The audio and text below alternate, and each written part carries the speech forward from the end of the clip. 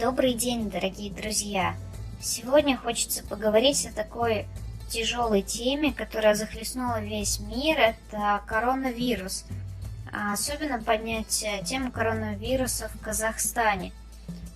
Буквально недавно был снят первый карантин, и вот Казахстан захлебывается волной коронавируса вновь.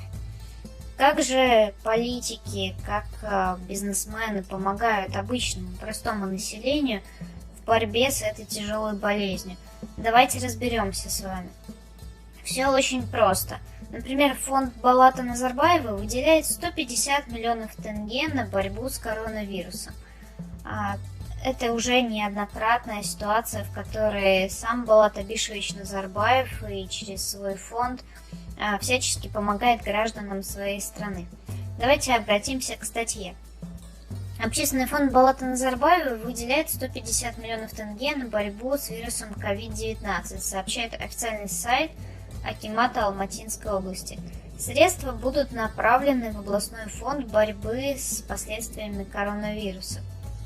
Призыв Елбасы подействовал на каждого члена общества. Он нашел отклик в наших сердцах, и, безусловно, мы используем все наши силы и возможности для достижения каждого пункта, сказал руководитель фонда. Общественный фонд был создан еще в апреле 2016 года. Основал его именно младший брат президента Казахстана Назарбаева Балат Абишевич Назарбаев. Основное направление его работы – предоставление жилья пансионатам детям из неблагополучных семей и сирот, а также обеспечение многодетных семей продуктами питания, товарами первой необходимости, лечением и образовательными программами.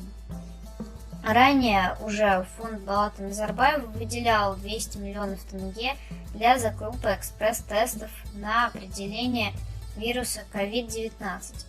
Как же еще оказывают помощь в это непростое время политики? Да, очень просто. Например, 20 тонн продуктов были доставлены пострадавшим от наводнения в Туркестанской области. Как вы думаете, от кого поступила помощь? Помощь поступила от имени общественного фонда, который ранее основал Балат Назарбаев. Благотворительную акцию инициировали алматинские бизнесмены. Помимо продуктов питания, местным жителям привезли средства гигиены и сладости для детей. Груз выгружен на специальном складе в селе Атакент.